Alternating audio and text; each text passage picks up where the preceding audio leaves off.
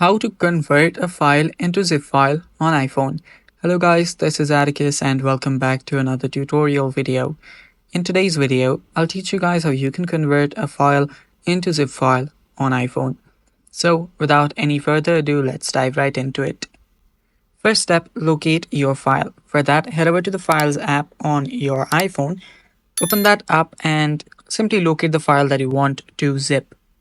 So after you find the file that you want to zip, long press on it. So just find the file, long press on it, and there you'll see an option that says compress.